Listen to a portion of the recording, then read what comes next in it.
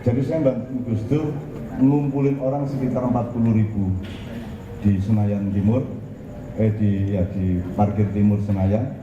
Kemudian saya yang disuruh pidato pertama oleh Gus Dur, kemudian giliran kiai-kiai, terus Gus Dur, karena saya tidak kerasan duduk di depan dengan kiai-kiai, aku pura-pura nguyuk, jebul Gus Dur nuruti aku nanti aku nguyuk Gus, aku ya melok. Akhirnya cak rasa melu dengar dikurus bapak kiai-kiai yang pidato, ayo di hotel lah ya. Terus aku sama Gus Dur ke hotel.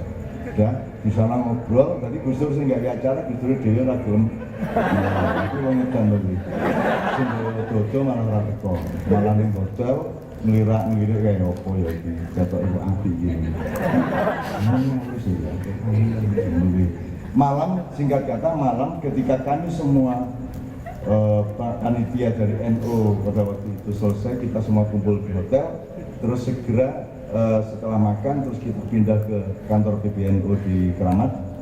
Terus di bis mengeluhlah para pengurus NU pusat itu, ya siapa aja ono Gus Dur gak bisa nyoba apa-apa itu. Padahal wahabi asbain sendirian tiga pokoknya semua gerundel kan. Aku terus timbangannya gerundelan, aku menggok Gus iki lho kanca-kanca getun kabeh iki lho. Ya apa aja iku sendoke antik ini asbain api. Tapi kan harus yang njupuk ono sampeyan. Lho gak apa-apa njupuk terus Gus Dur buka tas, aku ya njupuk bantal.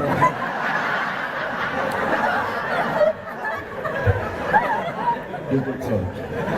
Kae. Kau gede koper njupuk bantal kok ke tas ya. Ngono kae. Gusti Allah seneng banget delok ngono. Tidak sia-sia aku menciptakan makhluk di muka bumi. Oke. Saya singkat sedikit. Pokoknya era 60-an sampai awal 70-an itu era romantik. Jadi karya-karya yang Anda pelajari di usia Anda belum pelajari itu.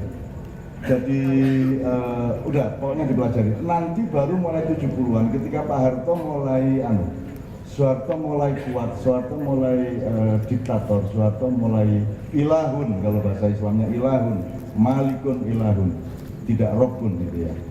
Maka Rendra mulai bikin karya-karya orang miskin di jalan yang kalah dalam pergulatan ya, dan seterusnya ya. Terus seonggok jagung di kamar dan seterusnya. Apa gunanya pendidikan? Kayak.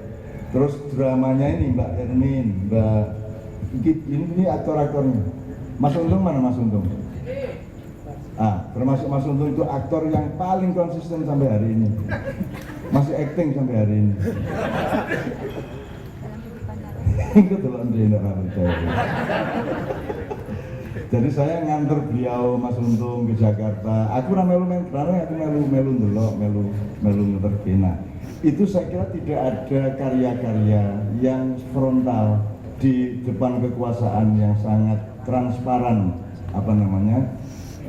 otoritasnya dengan perangkat militer dan kepolisian yang sedemikian rupa ketatnya. Harap Anda tahu acara kayak gini ini sebenarnya kalau zaman waktu itu mesti izin dan semua yang dibaca malam ini harus disodorkan ke Polres. Baru nanti dicoret-coret sama mereka gitu. Kecuali saya tidak pernah minta izin sejak kecil sampai tua. Karena mereka yang harus minta izin sama saya kan gitu. Aku mau dari kiai mau dulu. Oke. Nah itu karya-karya itu harus kita catat semua dari apa ya Mbak Sita ya, dari Rumah Jangga apa Mas Untung? Raden Sudraja, Mas Dodon dan Burung Kondor, Panembahan Reso.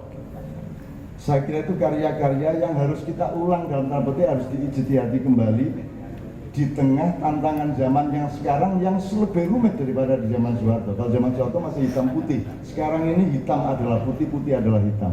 Segala warna adalah segala warna, siapa saja bisa menjadi apa saja.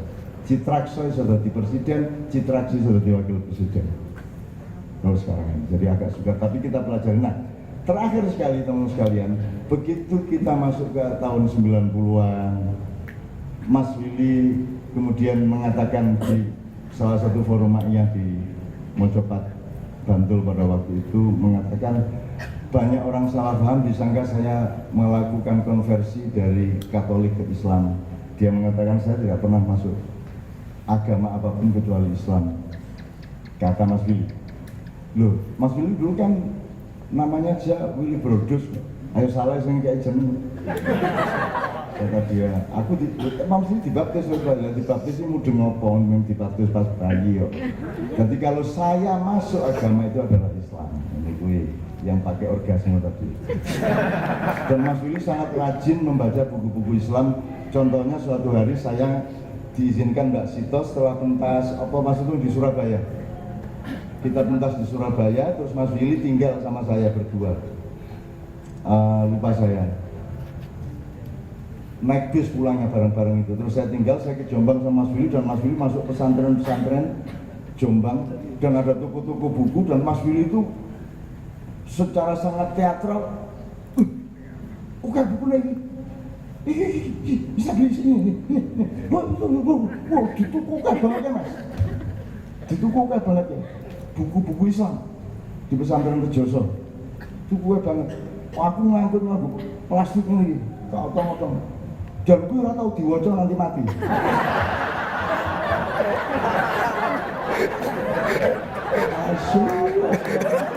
Wah, aku senang gitu, aku bangga mungkin kalian.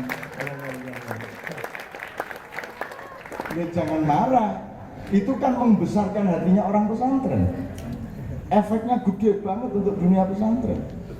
Itu loh Mas Willy ini, setelah dari pesantren terus kita ke Surabaya, besoknya dia ceramah waktu hari Jumat. Jadi kita Jumatan di Masjid Dolok di Jalan Wonokromo menuju Malang itu. Ada Masjid Dolok itu cabangnya Bulog gitu ya. Iya beneran, jadi Dolok tapi provinsi, itu namanya Dolok.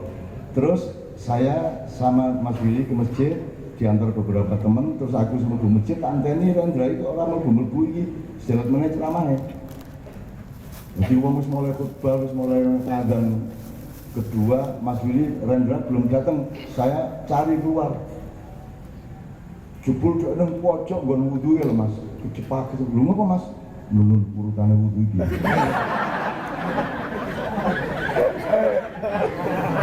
Tenang. Jadi dia tidak mau bohong, dia itu tidak ngerti urutan wudu. Sing digosok apa sih? Kalau dia kan nggak ada yang lihat, kalau dia pura-pura gini kan sudah bisa. Tapi Mas Willy orang sangat jujur. Jadi dia ini bingung gini, sendiri sih ya gini. Arep takon sapa ya? Akhirnya jebol ya urung tahu sembahyang be. Jadi serap apa? Gusti Allah lagi ya orang jur orang kaya Sunni Syiah. Gusti Allah ini terserah dia mau mengapura apa mau marah, terserah dia. Allah mengatakan engkau masuk surga tidak karena engkau beribadah dan kepada aku, tapi karena aku cinta kepadamu, kan begitu. Jadi aku mau masukin kamu ke neraka atau ke surga itu hakku sepenuhnya. Bahwa kamu beribadah silakan beribadah, tapi semuanya nanti aku yang mau, bukan lagi itu. Jadi Rendra itu menurut saya juga nggak akan dihitung, itu biarin aja. Orang iso wudu Pak. Dan dia kalau dia pembohong, maka dia ngapain? Ya sudah dia usap-usap aja terus masuk masjid, tapi dia nggak mau. Nun urut-urutan wudu dia, wes tak pandu ini. Tangannya sih Mas. Tak komando, bakal lumayan sekali-sekali sama komando Rendra. Taat guys. Wes setelah itu dia ceramah gini. Teman-teman sekalian, intinya saya bersyukur karena di akhir hidupnya Rendra itu yang berlangsung adalah Rendra spiritual, Rendra uluhiyah, Rendra yang sangat dekat kepada Allah, Rendra yang sadar dia membayar kesalahan-kesalahannya di masa lalu dengan sejumlah penderitaan yang dia ikhlasi. Dan jangan lupa puisi terakhir yang ditulis oleh Rendra di Rumah Sakit Kelapa Gading, kalimat terakhir adalah Tuhan, I love you. Dan begitu. Terima kasih nanti kita sampai. Terima kasih Pak. Penjelasannya amat sangat detail dan ini berdasarkan karya-karya beliau di samping pertemanan perkariban mereka berdua. Alangkah lebih lengkapnya kalau ini juga dikupas dari sisi hanya karyanya, nilai-nilai estetikanya, dan mungkin teman-teman bisa ambil nafas sebentar karena Profesor Faruk biasanya rumit. Ngomong apa kita mungkin. Aku paling rata simpul kayak ngomong apa.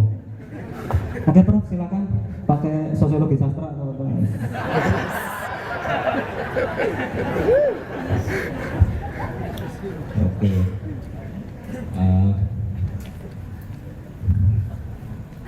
Iya. Saya tuh penonton ya, jadi memandang Rendra dari jauh banget. Sambil mikir ketemu baru 2 kali saya ketemu dan omong pendek sama Rendra itu. Yang pertama dulu sama Kopi Selalian. Yang kedua ketemunya di Korea di hotel. Jadi saya marani Mas Rendra di hotel, kamarnya kecil banget. Terus Mas Rendra itu takon iki kok kayak honor apa sedih banget melihat waktu itu, tapi seharusnya kan tidak begitu. Yang kemudian tak pikir itu waktu itu ini Rendra harus menanggung banyak orang. Hidupnya di bengkel teater itu berapa aja itu komunitas bengkel itu yang harus dia tanggung, sama seperti Kak Nun sekarang Emira. Nah dari situ terus aku mikir sampai ke belakang, kenapa ada orang yang mau seperti ini, mau hidup menanggung orang sampai bersusah-susah.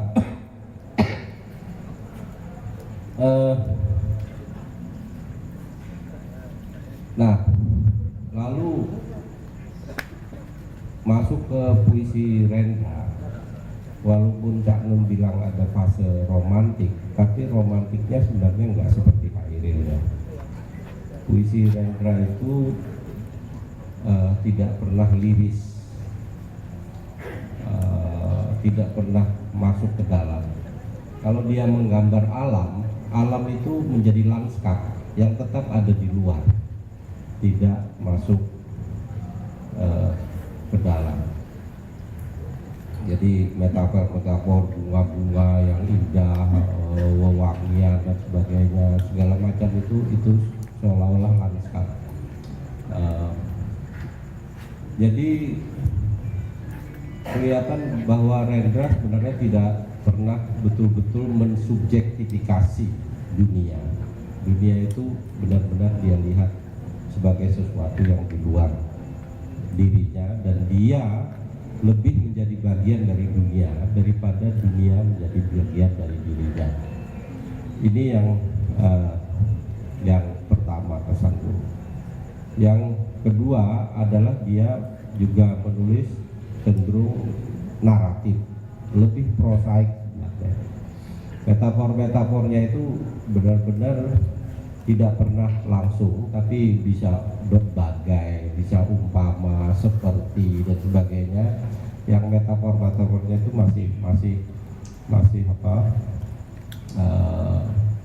masih eksplisit gitu ya, bahwa itu perumpamaan.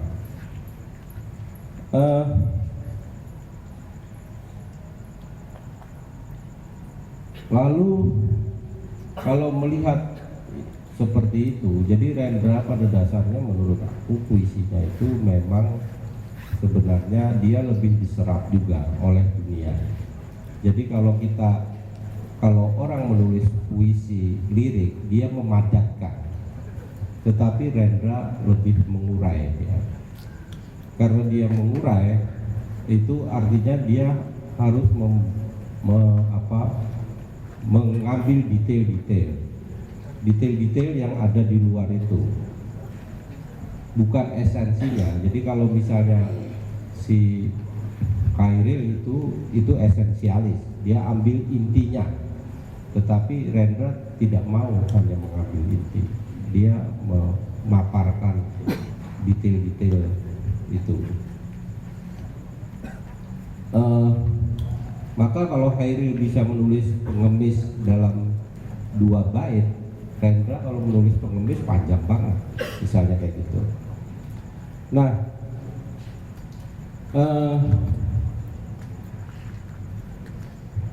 lalu kemudian dia lebih dramatik, artinya dia lebih banyak menulis tentang dunia tindakan, bukan dunia kontemplasi pada dasarnya pada itu. Jadi segala cerita cinta, cerita apa itu jarang sekali yang masuk dalam gitu ya. Tetapi sebenarnya interaksi antara laki-laki dan perempuan dan sebagainya itu lebih menjadi penting di dalam puisi-puisi Rendra. Nah, dalam hal itu kemudian kenapa dia tidak mengikuti Lekra kalau dia seperti itu? Nah, ini masalah. Dia sebenarnya juga mengkritik Lekra.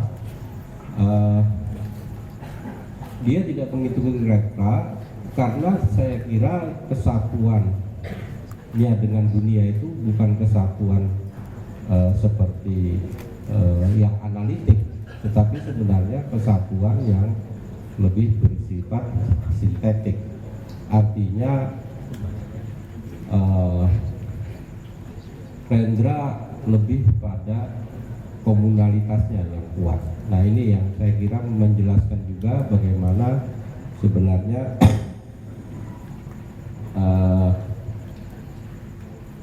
Rendra lebih suka juga berkesenian teater, karena di dalam teater itu komunitas yang bekerja bersama kelompok, bersama orang-orang dan sebagainya begitu.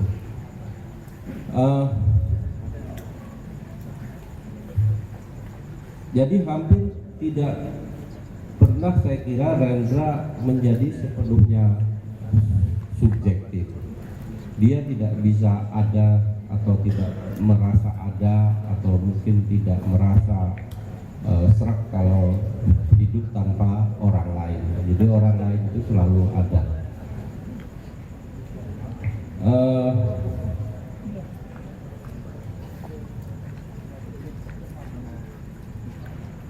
Nah, kalau tidak komunitas atau komunalitas, nah ini juga satu hal yang penting yang mungkin berakar pada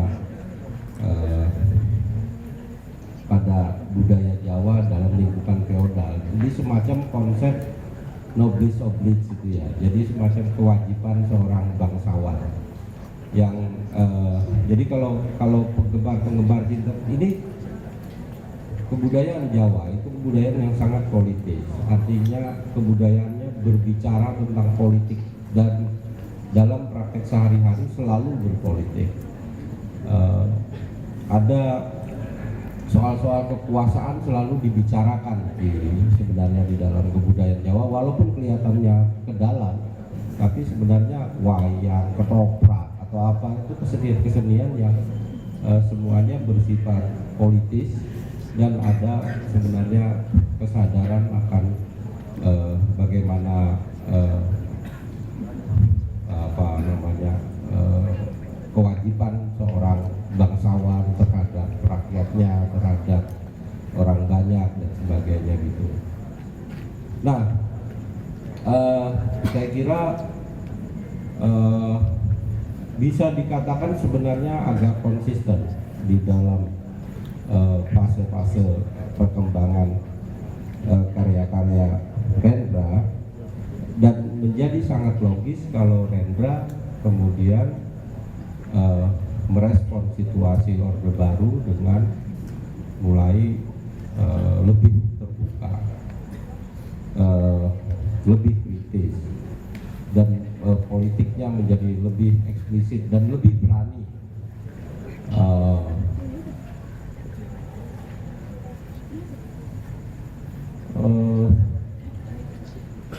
Ini keberanian Rendra ini juga kita bisa memikirkan sebenarnya dari mana datang.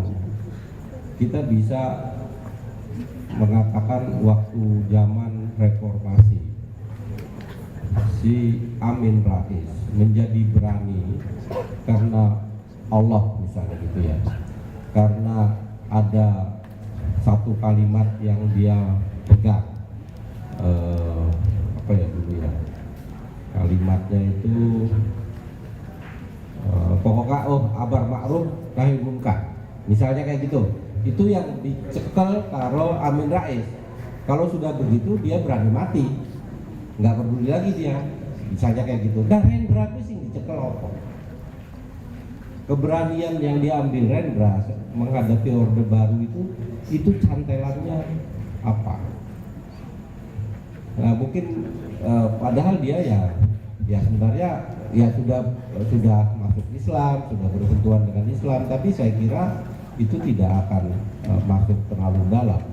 Nah, bisa akarnya pada romantik, karena romantik juga ada dua versi, ada yang sangat individual, tetapi juga romantik itu lebih menjadi profetik dalam pengertian seperti Pak Kunto itu.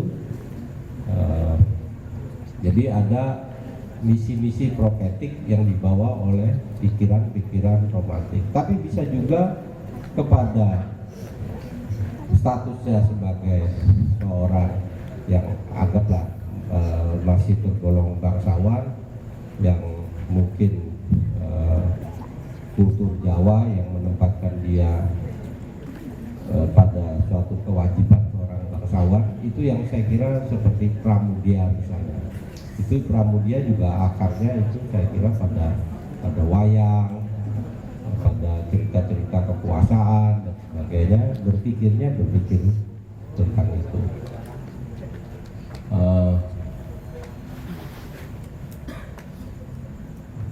Nah, saya kira ya itu. Jadi kalau melihat Rendra yang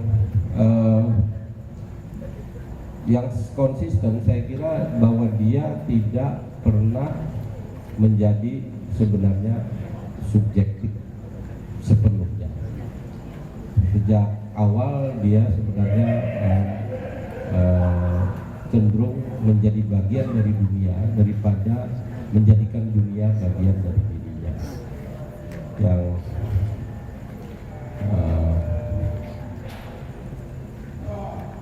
dan itu dalam laku teater dan sebagainya itu yang muncul. Tentu ada semangat yang disebut oleh Cak Nun senang sekali yang generasi 70-an itu, yang tradisi bohemia, urakan dan sebagainya, semangat pemberontakan, inovasi dan sebagainya, itu yang pada tahun 70-an itu juga 60-70 itu juga satu tren global untuk di mana terjadi counter culture terhadap kebudayaan dan terhadap industri. Nah, ini soal industri itu kelihatan sekali bahwa pikiran-pikiran Rendra tentang industrialisasi, tentang demokrasi, tentang apa-apa segala macam itu dipengaruhi sekali juga oleh pikiran romantik dalam konteks profetik tadi. Jadi demokrasi bagi Rendra adalah sebuah misi. Nah, dia itu yang membuat Rendra sangat orgasme begitu mengetahui bahwa di dalam Islam tidak ada mediator, orang berhubungan langsung dengan Tuhan. Walaupun itu karena dia Katolik ya, kalau dia di Protestan mungkin itu sudah lebih ada kelangsungan itu. Tetapi tentu saja yang real bagi dia ya yang Islam itu membuat dia excited dalam hal itu. Tapi itu dari sisi demokrasi, dalam arti saya kira sebuah misi yang dibawa oleh seorang bangsawan ataupun oleh seorang romantik yang profetik, atau oleh figur yang sekaligus sangat suka pada tindakan, dunia tindakan, bukan dunia kontemplasi yang terlalu dalam. Walaupun puisi kalau tanpa kontemplasi katanya itu agak lucu dan kurang bermutu, tetapi di dalam puisi Rendra kontemplasi tidak terlalu utama, tapi dunia tindakan itu yang jadi lebih penting. Jadi kumpulan tindakan profetik,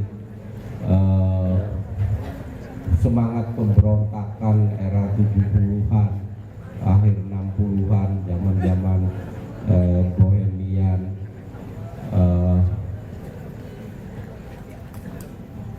itu terakumulasi di dalam diri Rendra. Nah, ini saya hanya memberi tafsir dalam konteks sebenarnya sebuah pertanyaan yang agak menggoda saya. Kenapa kita memperingati Rendra? Kenapa kita, ini saya dapat 2 undangan. Tanggal 16 itu ada di UIN Jakarta juga memperingati Rendra. Kenapa kita memperingati Rendra? Ini saya kira sebuah pesan yang kalau kita kaitkan dengan ceramah Cak Nun yang dulu di PKKH, ini mungkin orang memang sudah tidak suka lagi konotasi. Jadi Rendra yang kita tiba-tiba merindukan Rendra ketika kita menghadapi dunia yang semakin lama semakin tidak jelas, yang kata Cak Nun tadi hitam jadi putih, putih jadi hitam, nggak karuan. Tiba-tiba kita mengingat Rendra, dan saya mencoba memperoleh jawabannya dalam konteks itu, mencoba melihat lagi, menafsirkan Rendra dalam konteks baik puisi-puisi awalnya maupun sampai puisi akhirnya. Rendra adalah sebenarnya orang yang paling tidak mungkin 3 kata kunci tadi, ada dunia tindakan, menjadi bagian dari dunia, bukan menjadikan dunia bagian dari diri, yang mungkin seperti itu. Saya kira begitu ya. Terima kasih. Ya, cukup. Terima kasih, Bro. Oke. Hanya dari 2 kali pertemuan dengan Rendra, Pak Farid sudah bisa menuturkan secara sinkronik ya istilahnya keseluruhan karya-karya beliau, terutama bagaimana perbedaan puisi-puisi beliau dengan puisi lainnya yang saat itu tahun 60-70 marak dengan puisi lirik. Dia memprotes tentang puisi lirik juga, lalu dia masuk konsepsi ke puisi balada. Maka ada tindakan, ada naratif, dan ada dramatisasi dalam puisi. Unsur ceritanya, alur ceritanya lebih dibangun daripada puisi yang liris. Pak Faruk membahas secara sinkronik, sementara Cak Nun secara paradigmatik. Beliau mengurutkan fase-fase karya tersebut dari sisi individual, sisi sosial, dan lalu sisi spiritual. Tentu teman-teman ada pertanyaan tentang penemuan-penemuan itu atau di luar itu yang mungkin teman-teman ingin tahu sejauh apa tentang Rendra.